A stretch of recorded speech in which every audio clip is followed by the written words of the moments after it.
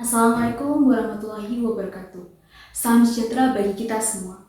Perkenalkan, nama saya Sisanya Panjaitan selaku perwakilan kelas 11 10 dalam lomba debat SMA Negeri 1 Klaten tahun 2020 dalam rangka Bulan Bahasa.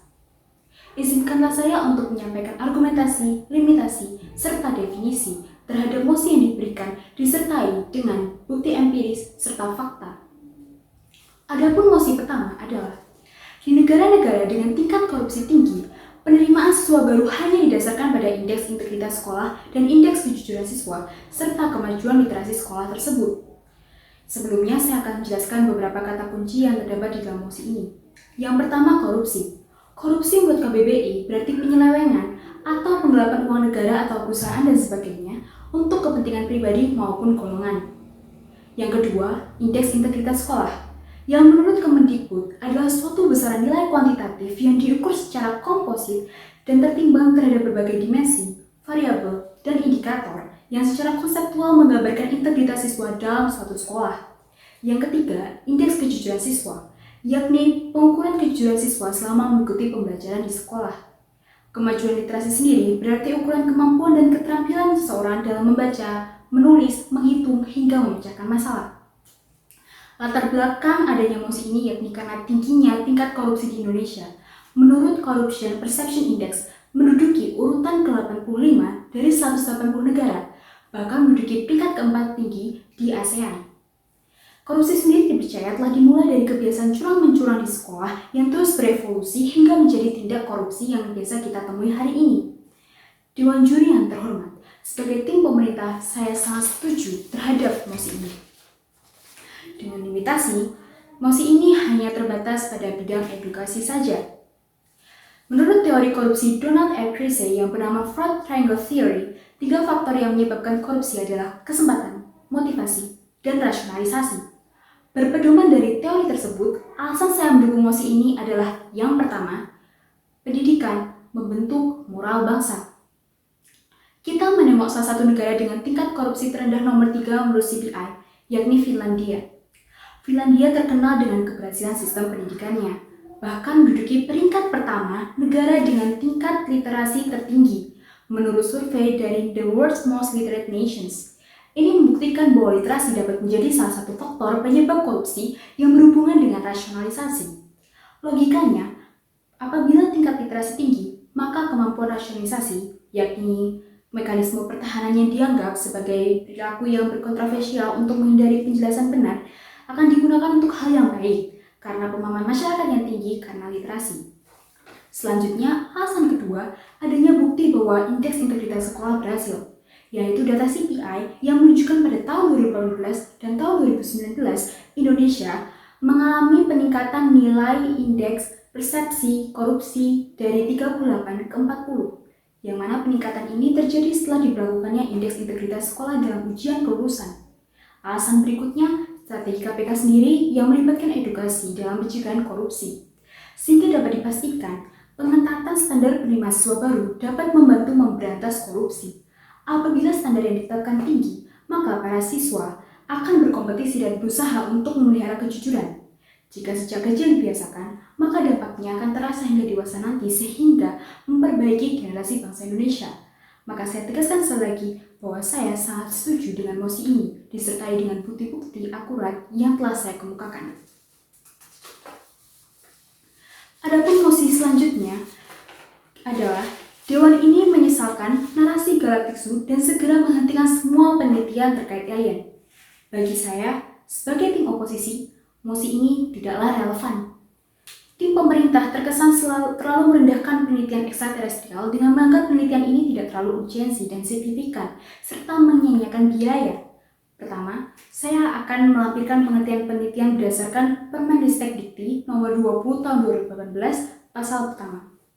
Tentang penelitian, yakni penelitian adalah kegiatan yang dilakukan menurut kaidah dan metode ilmiah secara sistematis untuk memperoleh informasi, data, dan keterangan yang berkaitan dengan pemahaman dan pembuktian kebenaran atau ketidakbenaran suatu asumsi dan atau hipotesis di bidang ilmu pengetahuan dan teknologi, serta menarik kesimpulan ilmiah bagi keperluan kemajuan ilmu pengetahuan atau teknologi.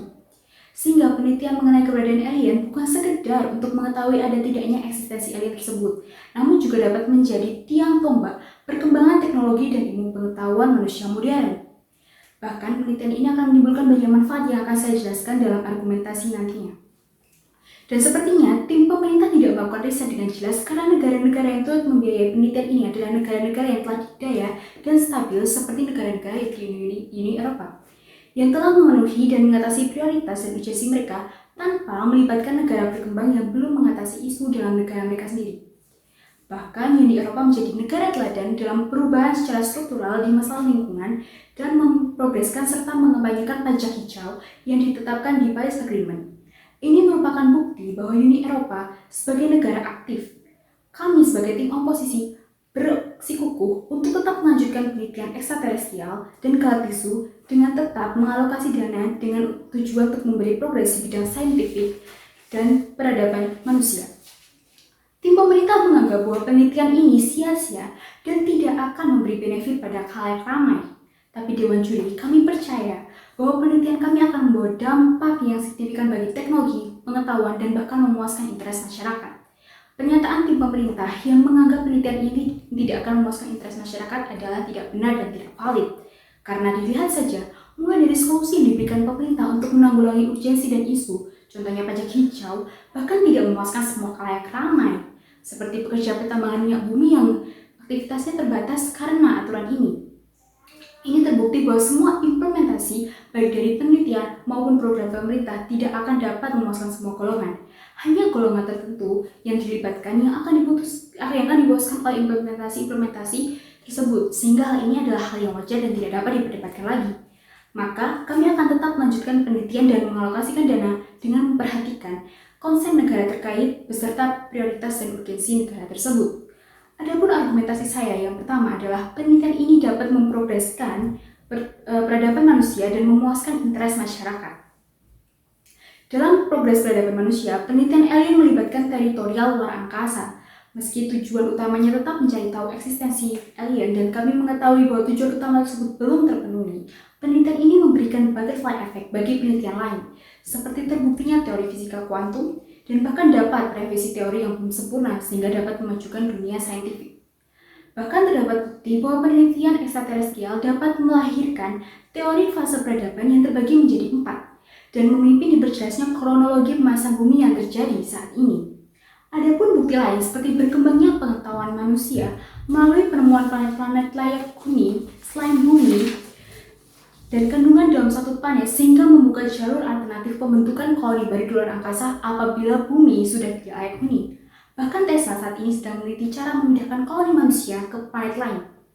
Maka dari semua bukti tadi, saya dapat memastikan bahwa argumen tim pemerintah bahwa penelitian alien tidak signifikan adalah tidak benar. Apabila penelitian ekstraterestrial dihentikan, hal ini akan menghambat kemajuan ilmu sains dan teknologi. Dewan Juri yang terhormat, argumen selanjutnya adalah memuaskan interest masyarakat. Masyarakat yang saya ambil di sini adalah masyarakat dari negara yang didaya dan stabil, seperti contohnya masyarakat dari Uni Eropa yang notabene berpemikiran liberal. Masyarakat yang berpikiran liberal memiliki kemajuan intelek yang tinggi akan melahirkan rasa penasaran yang tinggi terhadap penelitian ini. Dan inilah yang menjadi interest utama dan perlu diperhatikan pemerintah. Apabila tim pemerintah menganggap bahwa tugas pemerintah adalah untuk mencari keuntungan nyata bagi khalayak ramai, maka hal ini sudah terekspansi pada argumen pertama. Sedangkan pada Principle of Governance terdapat 3 kewajiban pemerintah bagi warga negaranya, yakni protect, fulfill, dan respect untuk hak-hak warga negaranya tersebut. Masyarakat Uni Eropa yang memiliki dasar liberalisme, maka pemerintah berwajiban untuk memenuhi interest masyarakat tersebut. Dengan ini, kami tim oposisi menegaskan bahwa kami tetap mendukung proyek penelitian ekstraterestrial dan narasi galaktisu. Sekian, terima kasih.